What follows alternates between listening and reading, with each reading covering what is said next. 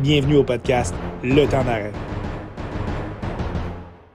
Bonjour à tous, bienvenue à l'épisode 55 du Temps d'arrêt. Je reçois aujourd'hui pour la deuxième fois William Thériault. Ça va bien, William? Oui, ça va bien toi-même. Très bien, merci, William. Depuis la dernière fois qu'on s'est parlé, une saison complète de NBA a eu le temps de se dérouler. Et d'un point de vue personnel, vous aurez la chance d'entendre William décrire les matchs de l'Alliance de Montréal. Donc, sans trop en parler, je voulais juste te féliciter, William. Est-ce que tu es excité d'avoir cette opportunité-là? Ben absolument, je suis excité, reconnaissant aussi envers l'organisation d'avoir donné cette chance-là. J'étais sur les lignes de côté donc des matchs de l'Alliance l'année dernière pour interviewer les joueurs, les entraîneurs à la demi et à la fin du match. Mais pour moi, le poste de description, c'est sûr que c'est comment dire, c'est un petit rêve de jeunesse pour moi tu sais, de muter, de mettre en sourdine la télé, puis d'écrire à la place de ceux qui sont déjà là. Donc, de pouvoir le faire à la radio pour des matchs de basket professionnels, puis de contribuer un peu à l'écosystème de basket montréalais, ben, pour moi, c'est un privilège. Fait que j'ai bien hâte de me mettre au travail là-dessus. Et dans le play-by-play d'un match, c'est vraiment pas la même chose que ta précédente tâche. Alors, ça va être vraiment un beau défi pour toi et on a très hâte justement de t'écouter lors des matchs à domicile de l'Alliance lorsque la saison débutera. Si tu veux bien, William, la portion principale de notre épisode aujourd'hui, ça va être de parler des séries de la NBA qui commencent Mhm. très bientôt, là, mardi, avec le play-in. Avant de parler un petit peu des affrontements de série, petite touche un petit peu sur les différents MVP potentiels. Je vais t'en nommer quelques-uns. Tu me diras où tu te situes. Là. Évidemment, Joel Embiid avec une saison monstrueuse, 33 points, plus de 10 rebonds par match. Évidemment, toujours Giannis Antetokounmpo avec 31,1 points par match et ses 11 rebonds. Un candidat qu'on n'attendait peut-être pas, le Canadien Shea Gilgeous-Alexander, qui a vraiment mené les Thunder en série, une statistique extraordinaire avec 31,4 points par match, pardon. Et on a les Damian Lillard et Luka Doncic, chacun avec 32,4 points par match, mais leurs équipes ne se sont pas classées en éliminatoire. Alors, si tu devais voter, qui serait ton choix, là? Moi, j'aimerais ça faire un vote 50-50 entre Joel Embiid et Nikola Jokic cette année parce que Joel Embiid, tu l'as dit, c'est 33 points de moyenne. C'est la deuxième année qu'il est le meilleur marqueur de la NBA. Et il le fait en tant que centre. Ça n'avait pas été fait depuis Shaquille O'Neal, ça, Ouais. il y a une vingtaine d'années. Donc, euh, pour une NBA qui valorisait de moins en moins la position de centre, que le dernier MVP, donc Jokic, a gagné les deux derniers et que Embiid, donc un autre centre, puisse remporter cette récompense-là, ben, c'est significatif. Et quand tu regardes le dossier des 76ers, très, très bonne saison, encore une fois. On termine au troisième rang dans l'Est avec 54 victoires, 28 défaites cette année.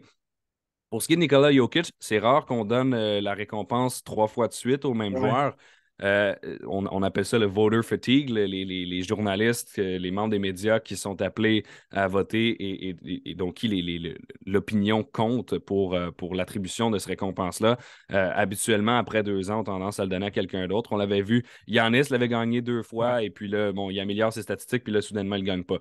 Donc, c'est une tendance qu'on voit année après année. LeBron James, vers la fin des années 2000, on l'avait donné une année à Derrick Rose en 2011. Après, ça a été LeBron encore 2 années. Donc, il y a tout cet aspect-là Ouais. de fatigue des voteurs. Donc, pour cette raison-là, je pense que Embiid a plus de chances de le remporter que Jokic, malgré que tu es un centre qui marque 25 points par match et quasiment un triple-double en étant la C'est tout première équipe extraordinaire, ouais. de ta conférence. Donc, pour les Nuggets, c'est également une très, très bonne saison.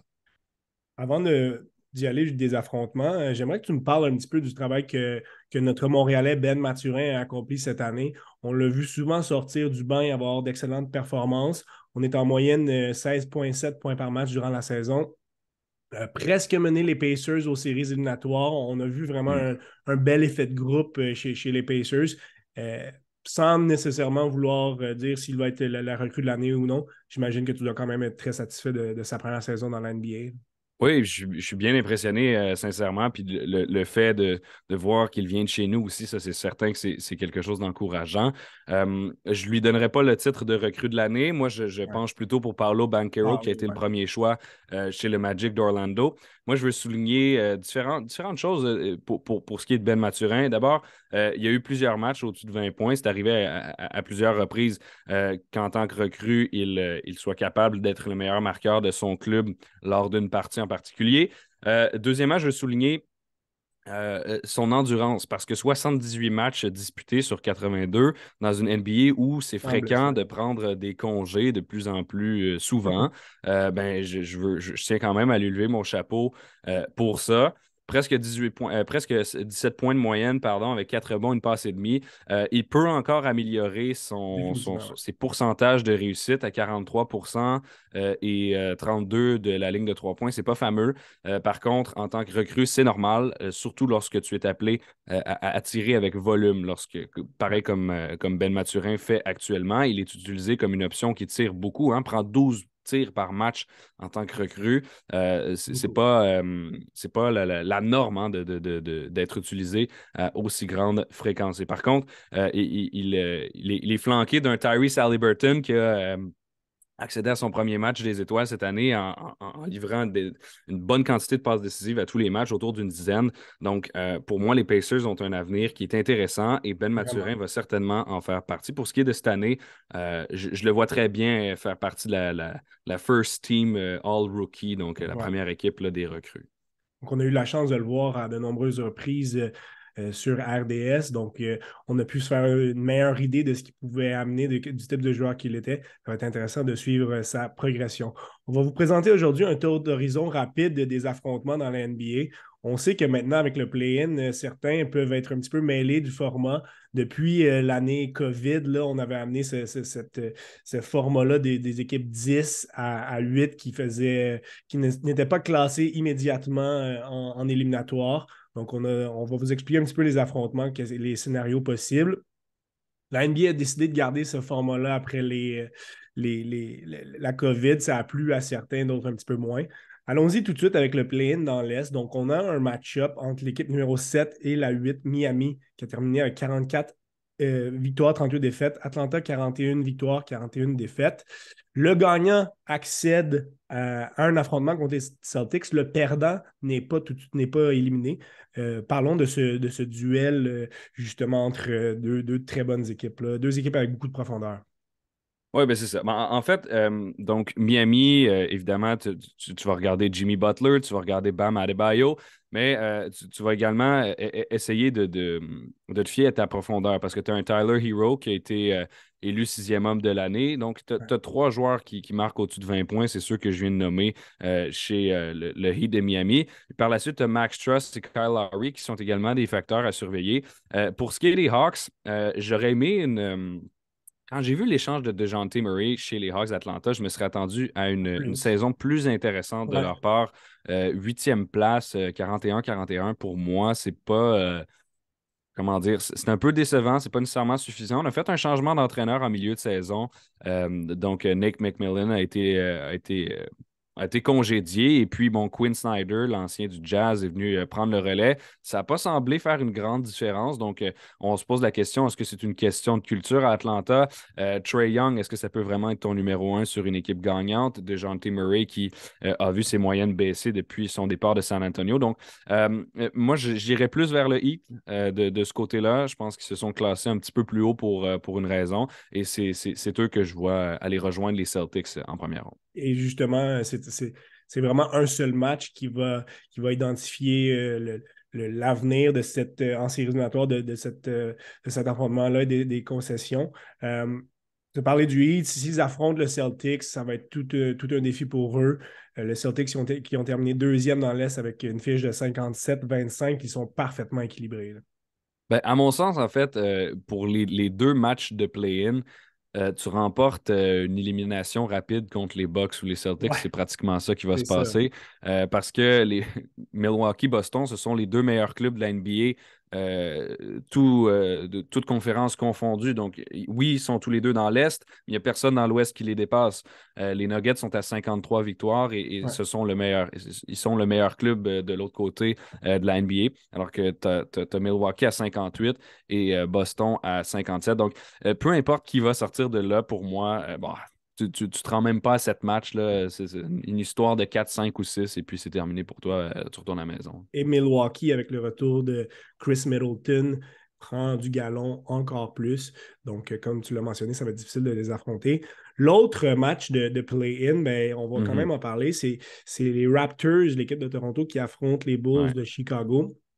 Donc, le gagnant de ce duel-là va affronter l'équipe perdante du duel Miami contre Atlanta. Et le gagnant de ce dernier match de play-in va affronter, malheureusement, comme tu viens de le mentionner, les Bucks. Rapidement, est-ce que tu penses que Toronto-Chicago, deux équipes avec quand même peu de profondeur. Toronto a quand même eu un ajout significatif avec Jacob Poeltl. On a comblé un besoin, mais ça risque d'être peu suffisant pour aller loin en série. Là. Ben, c'est ça. Les Raptors et les Bulls, s'ils sont 9 et 10e actuellement, c'est parce que ce sont deux équipes qui ont déçu. Ouais. Les Raptors, on pouvait s'attendre à ce qu'il y ait une saison gagnante, au moins 4 ou 5 victoires de plus que ce qu'ils ont actuellement. Ils ont échappé des matchs qui ont été serrés au cours de la saison.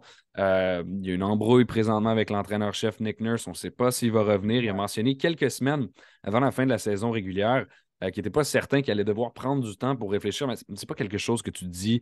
Tu sais, ces gars-là sont entraînés à parler devant les médias. C'est pas quelque chose que tu vas C'est dire conscient. affirmer devant des journalistes en n'assumant pas les impacts par la suite. Donc, Nick Nurse est conscient de ce qu'il a fait, si tu veux mon avis.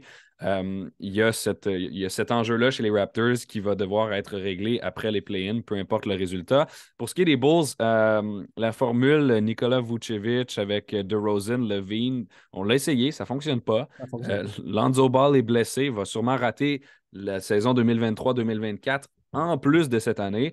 Donc, on ne sait même pas s'il va pouvoir rejouer au basket. C'est difficile de ce côté-là. Euh, donc, pour les deux clubs, c'est assez difficile. Donc, et même si on gagne donc le match 9-10, ben, il faut quand même passer à travers soit le Heat ou les Hawks Exact. qui vont venir d'avoir une deuxième chance. C'est un Donc, défi. et en plus, il faut le faire sur la route, étant donné qu'on est moins bien classé. Donc, compliqué pour Toronto ou Chicago.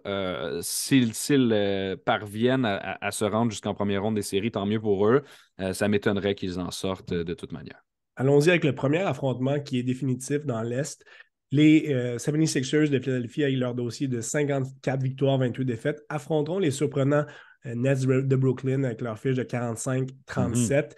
Les Nets ont réussi à accomplir de belles choses depuis les échanges de Kyrie Irving et de Kevin Durant. Nombreux étaient ceux qui pensaient qu'ils allaient piquer du nez.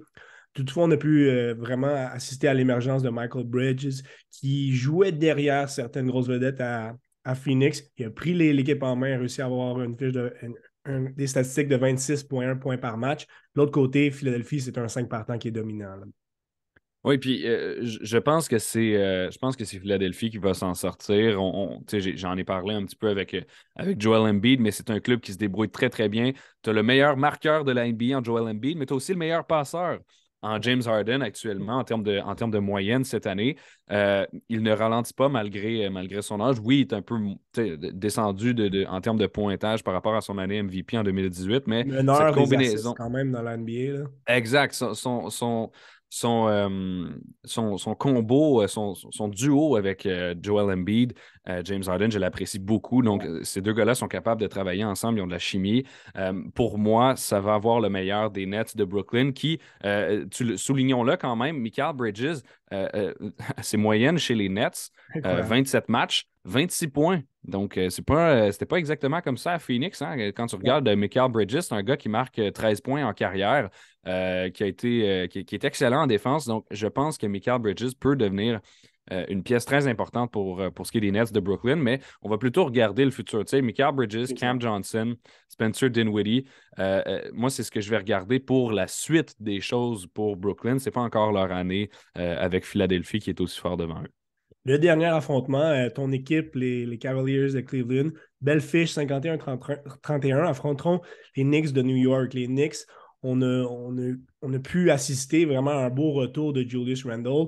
On a quand même une formation partante qui est dominante. Du côté des Cavaliers, ben, c'est leurs deux gardes vedettes, là, Darius Garland et Donovan Mitchell, qui mènent cette équipe-là. Ça risque d'être un beau duel en perspective.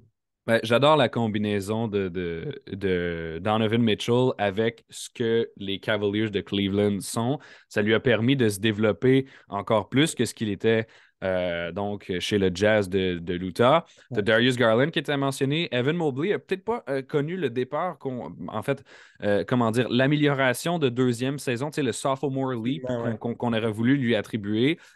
C'est pas grave, hein, ça arrive. Par contre, il demeure une pièce importante de cette équipe-là. Tu as Jarrett Allen qui vient bien compléter, qui a fait un match des étoiles, pas cette année, l'autre d'avant, et qui, bon, qui demeure une pièce solide. Moi, j'aime la profondeur à Cleveland. Je les vois sortir par rapport aux Knicks qui se fient plutôt à Julius Randle et Jalen Brunson, qui, ne détrompez-vous pas, ce sont des bons joueurs. Pour moi, ce ne sont pas des gars qui vont se rendre en finale de conférence sans une autre grosse étoile à côté d'eux. Tu sais, Jalen Brunson l'avait fait avec Luka Doncic. Euh, Seul, ça peut Cependant, pas. je pense pas que c'est. Oui, c'est ça. Je pense pas que c'est un exploit qu'il peut réaliser en étant avec Julius Randle. Tu sais, les deux sont un peu comme une deuxième slash troisième option sur des bonnes équipes. Donc, le combo, pour moi, ne suffira pas à dépasser les Cavaliers, qui, soit dit en passant, on avait, au blog Alley-Oop 360, on avait fait des prédictions de début de saison, donc des hot Ouais, takes, ouais. donc des prédictions un peu osées. Moi, j'avais prédit 50 victoires pour Cleveland et une finale de la NBA. Je ne sais pas si la finale de la NBA Ça reste à peut se voir, ouais. dérouler avec les trois équipes qui sont au-dessus, mais j'ai eu mon 50 victoires et je suis bien content de ça. Et c'était l'équipe que tu nous avais mentionné, que tu allais regarder de près là, en début de saison. Donc, avec raison, ils ont vraiment impressionné cette année. Allons-y du côté de l'association Ouest. Juste pour terminer sur l'Est, peu importe ce qui va se passer dans les affrontements de premier tour, on va avoir des affrontements de grande qualité à partir du deuxième tour. Tu Mm. as mentionné certains duels un petit peu plus inégaux. Ça va donner du basket extraordinaire en deuxième ronde. Dans l'Ouest, évidemment, on a le play-in. On va y revenir très rapidement. Parlons tout de suite des deux premières équipes qui se sont classées, qui affronteront ces gagnants du play-in. Les Nuggets de Denver, tu as mentionné déjà le travail de Jokic dans cette équipe. Et aussi une équipe quand même assez surprise. Là, c'était mon équipe que je surveillais cette année. Les, euh, les Grizzlies de Memphis qui ont une saison en montagne russe. Hein. On a eu beaucoup de blessures. On a eu certaines frasques de Ja Morant et de Dylan Brooks. On a quand même réussi à avoir une très bonne fiche avec 51-31. Parle-nous un petit peu de ces deux équipes-là. Ben, en fait, il y a une raison pourquoi elles sont classées aussi haut dans la conférence de l'Ouest, parce que ce sont celles qui jouent le meilleur basket. Ce sont les deux formations qui ont plus de 50 victoires dans cette conférence-là, où ça a été très, très, très serré cette année. Euh, on ne savait pas quel allait être l'ordre des séries jusqu'à la toute dernière journée, donc qui était dimanche le 9 avril. C'était pas déterminé encore. Donc, pour eux de se distinguer dans cette conférence-là où c'était aussi serré, déjà, il faut leur lever le chapeau pour Ouais. ça. Denver, ça se résume assez bien. Nikola Jokic, hein, double MVP et potentiel triple. Tu as un Jamal Murray qui fait du beau travail en soutien, qui revenait d'une blessure. J'aime beaucoup l'addition d'Aaron Gordon à cette équipe-là. J'aime ce qu'il apporte, ses qualités athlétiques. Il joue 30 minutes par match comme partant. Donc, ça a été Très une pièce physique. importante pour eux. Faut pas oublier Michael Porter Jr., Bruce Brown qui sont également bien. On aurait pu conserver Bones Highland qui a fait son départ, lui, à la date limite des transactions, qui était un bon joueur, tant qu'à moi, pour cette rotation-là. Moi, ma crainte, c'est que quand je regarde les derniers matchs de Denver, ben, c'est seulement 2 victoires à leurs 7 dernières parties. Donc, il va falloir reprendre du Ouais. poil de la bête parce que si on arrive en série comme ça et qu'on se fait surprendre par une équipe qui est sortie du play-in et qui a le momentum derrière elle, ça peut être compliqué. Pour ce qui est des Grizzlies, bon, ben, Ja Morant, tu l'as mentionné. La source, ce qui est compliqué avec les Grizzlies, c'est que la source de leurs problèmes sont également les raisons de leur succès. Donc, parce que Ouais. tu regardes qui réussit bien, Ja Morant, c'est le meilleur joueur de cette équipe-là. Euh, Dylan Brooks est une bonne pièce en termes de joueur titulaire, mais bon, il va créer du trouble en dehors du terrain et même dessus. Ouais. Jaren Jackson Jr., excellent joueur défensif qui pourrait remporter le titre de joueur défensif de l'année. Il y a eu une petite controverse au milieu de l'année avec ses statistiques de bloc à la maison. On trouvait ça exagéré. Bon, donc, il y a beaucoup de problèmes entourant les Grizzlies, mais ils sont capables, Le sont potentiel capables est de là. gagner. Ouais. Et oui, le potentiel est là et on parlait d'eux comme une équipe jeune dans les dernières saisons. Là, ils ont prouvé qu'ils étaient capables d'être au sommet. C'est maintenant dans le temps de remporter une ronde ou deux en série, question de leur donner raison. Allons-y du premier affrontement play-in dans l'Ouest. Les Lakers et leur fiche de 43-39 affronteront le Timberwolves du Minnesota et leur fiche de 42-20. Donc, c'était extrêmement serré dans l'Ouest. Là, on va le voir avec les fiches des différentes équipes. Le gagnant affronteront les Grizzlies au premier tour. Du côté des Lakers, c'est une fiche de 8-2 dans les 10 derniers matchs. Plusieurs acquisitions payantes. Donc, ça va bien pour les Lakers. De l'autre côté, malgré une belle fiche dans les 10 derniers matchs pour les Wolves, on a vu vraiment de la discorde lors du dernier match. On semble avoir un problème de chimie, là, mais c'est Anthony Edwards mène quand même cette équipe-là au niveau des statistiques. Oui, ben, si tu me donnes le choix actuellement, moi, je prends les Lakers pour Ouais, plusieurs raisons. Avant le match des étoiles, on était 12, 13e place. Les gens étaient prêts à vendre. Anthony Davis dire que LeBron James était fini. Bon, regarde. Ça, c'est l'effet Lakers, hein. Les gens parlent beaucoup des Lakers comme ça. ouais. On avait une fiche de 27-32 avant le match des étoiles. Et là, si tu fais le calcul, on est rendu à 43-39. C'est-à-dire que 14-7 depuis le match des étoiles. Plutôt 16-7, oui, j'ai refait mon calcul dans ma tête. 16-7 depuis le match des étoiles, depuis qu'on a fait l'acquisition de D'Angelo Russell, depuis qu'on Ouais. a fait l'acquisition de Malik Beasley, Rui Hachimura, Jared Vanderbilt, Mo Ouais. Bamba, on a fait des acquisitions, on a été concret, on a été proactif lors de la date butoir des transactions dans la NBA et ça a profité chez les Lakers. Je leur donne l'avantage parce qu'ils ont le momentum, ils ont LeBron James, ils ont beaucoup plus de profondeur qu'ils en avaient au début de la saison. Ils se sont débarrassés de Russell Westbrook, ça ne fonctionnait pas avec lui. Et du côté des Timberwolves du Minnesota, tu as Rudy Gobert qui a donné un coup de poing à son Son coéquipier coéquipier, ça hier. va bien pour la chimie. Ouais. Bon, ça va pas du tout. Et le club, donc l'état-major du club, envisage une suspension à l'interne pour lui, ce qui le ferait rater un match de play-in. Ça serait gros. Quand tu as donné 4 joueurs puis 10 000 choix au repêchage pour faire son Exact. acquisition, ben, ça ne te donne pas du tout un bon look. Donc, pour moi, les Timberwolves, ça ne sort pas du play-in. Le perdant affronteront le gagnant du duel entre les positions 9, les Pelicans de Nouvelle-Orléans, avec une fiche de 42-40. Et en position numéro 10, le Thunder d'Oklahoma City, une fiche de 40-42. OKC, on finit avec une 4 et 6 en fin de saison. On a Shai Gilgeous-Alexander qui est un jeune joueur dominant. Ben, c'est vraiment ça. Là. On est une jeune équipe. On a plusieurs autres joueurs du noyau qui sont jeunes et qui sont en progression. On n'a qu'à penser à l'autre Montréalais, Ludor. Les Pélicans sont peut-être un petit peu plus prêts pour ce défi-là. Là. Ben, je pense que oui aussi, parce qu'on a bon, Zion Williamson qui est blessé pour le moment, mais qui, lorsqu'il est présent, ça fait des Pelicans Explosif. une équipe qui est assez menaçante, hein. Ouais. Ils étaient premiers au classement de la conférence de l'Ouest pendant un moment cette saison. Donc, quand tu regardes ce qu'ils ont, tu as un Brandon Ingram, CJ McCollum, là, tu viens d'ajouter un jeune Trey Murphy, tu as toujours Jonas Valanciunas qui est là, Herb Jones qui joue de la bonne défense, José Alvarado qui passe beaucoup sur les réseaux sociaux pour son style de jeu particulier. Donc, tu as plusieurs morceaux intéressants dans cette formation-là des Pelicans qui est, à mon sens, un peu plus prête Ouais. que le Thunder où c'est pratiquement Shai Gilgeous-Alexander qui fait tout. Fait tout, ouais.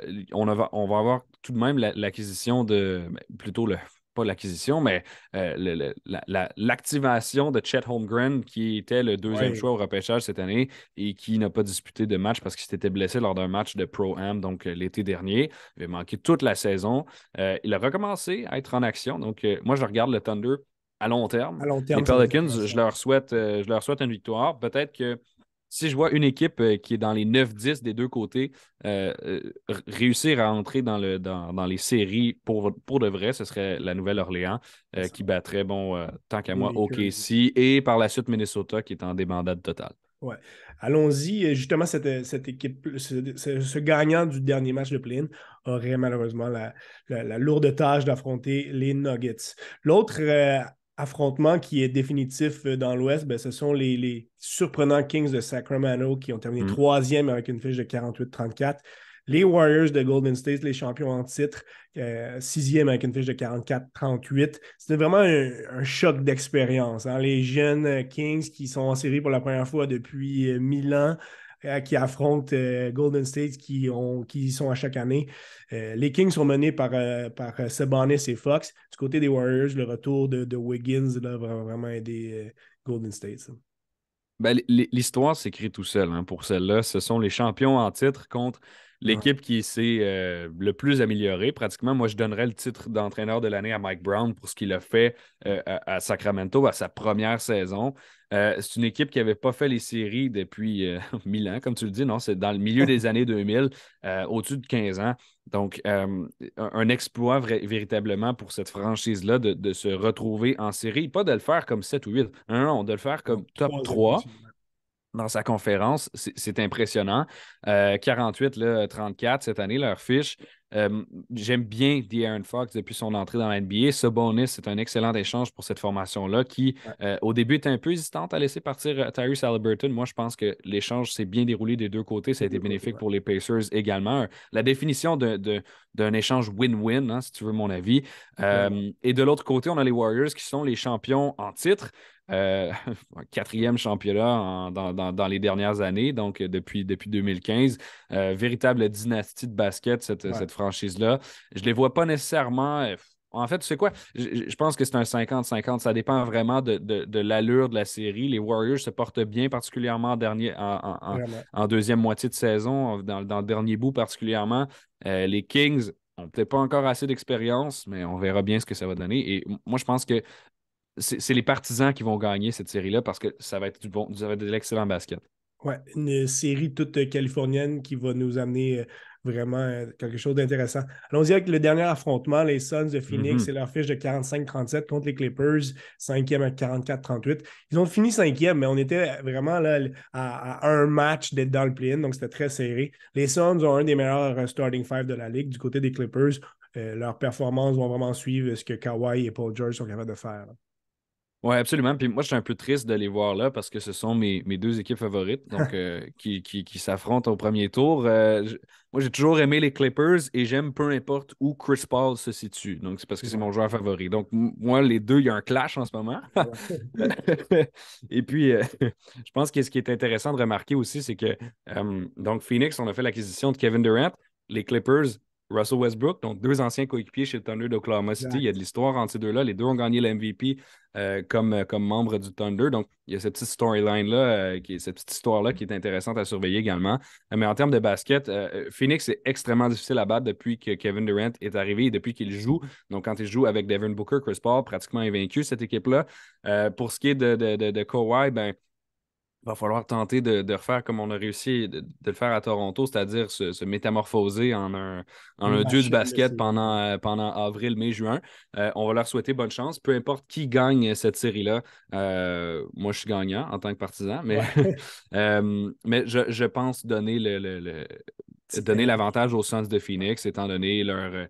Tu sais, tu viens de faire l'acquisition de Kevin Durant à la date limite des transactions. Clairement que ça te donne un avantage. Il aura beaucoup de choses à prouver en tentant de démontrer qu'il peut gagner sans être un membre des Warriors. Donc, voilà pour le dernier affrontement. Très Mhm. rapidement, en terminant, William, si tu pouvais me nommer une équipe que tu penses qui vont se rendre jusqu'au bout dans l'Est et dans l'Ouest, là, vraiment une prédiction à chaud, un petit peu comme ça. Là. Ah, prédiction à chaud pour les finalistes. Ah, OK. J'irais, tu sais quoi, on va prédire une revanche de 2021, c'est-à-dire que je vais mettre Milwaukee et Phoenix en finale. OK. Milwaukee pour Giannis Antetokounmpo qui est excellent. Drew Holiday qui a fait une excellente saison, qui a été All-Star pour la première fois en 10 ans. Donc, de le faire comme ça avec autant de longévité, c'est impressionnant. Ce gars-là joue très, très bien les deux côtés du terrain. Mais encore dans l'Est, tu sais, je pense que Boston peut le faire aussi. Mais là, tu me demandes à chaud, fait que je te dis Milwaukee. Ça serait mon Tu me autre demandes choix, moi, de demain mon côté. c'est ça. Tu me demandes demain, peut-être que je change d'idée. Et Phoenix, pour l'aspect KD, hein, tu sais, c'est une Exact. nouvelle équipe. Leur fiche n'est pas représentative de l'équipe Vraiment qu'ils pas. ont sur le terrain parce qu'ils n'ont pas joué encore assez ensemble. Puis il y a tout un autre bout de saison qui était plus compliqué avec DeAndre Ayton. Donc, tant qu'à moi, je pense que Phoenix a le potentiel de surprendre, a le potentiel de déloger des grosses équipes, surtout que Denver et Memphis, en fin de saison régulière, ça a été plus C'est un petit peu plus complexe difficile, sur ouais. le plan des matchs victorieux. Les dominos sont en place du côté du Suns. Moi aussi, je les vois en finale. De mon côté, je vois, comme mentionné, les Celtics, là, une autre équipe qui a été en finale dans les dernières années. Donc, ça risque de couronner un nouveau champion des dernières années. Ça va être du basketball très, très excitant pour cette première ronde et pour les autres à venir. Merci beaucoup, William, d'avoir été là pour ce tour d'horizon rapide des affrontements de premier tour. Ce qui est certain, c'est qu'on va avoir du basketball de qualité pendant plusieurs semaines, là. Ben, merci à toi de l'invitation. C'est toujours un plaisir de venir parler. Puis je pense qu'on aura, comme tu le dis, le droit à du très très bon basket à la fois en série et par la suite à l'Auditorium de Verdun. Exactement, on invite les gens à aller voir l'Alliance ou de syntoniser BPM Sport pour écouter William, mais vivre l'expérience sur place, c'est quelque chose d'extraordinaire. Donc, vivement la nouvelle saison de l'Alliance et le basket des séries. Et bon basket à tous. Ben, merci beaucoup, Étienne, encore une fois de l'invitation. Puis merci à tous les auditeurs d'avoir été là. Merci beaucoup, William.